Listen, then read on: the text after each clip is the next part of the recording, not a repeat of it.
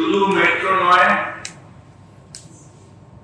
সেফটির উপরে মমতা ব্যানার্জি যে ইনস্ট্রাকশন গুলো দিয়েছিল, যে কাজগুলো করেছিল, সেগুলো নতুন যারা বিজেপি আসার পরে বিশেষ করে রেল মন্ত্রকই প্রায় অকেজ হয়ে গেছে।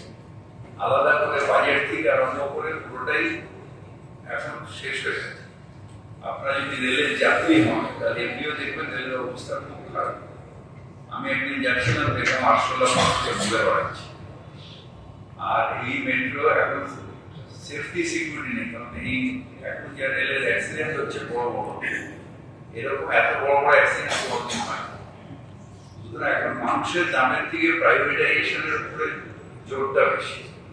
তাই প্রাইভেটাইজেশন করতে গেলে আগে খারাপ করে ফেল, তাহলে মানুষ বলবে না না এবার প্রাইভেটাইজ করলে ভালো হবে, তখন আদানির কাছে ওরা চলে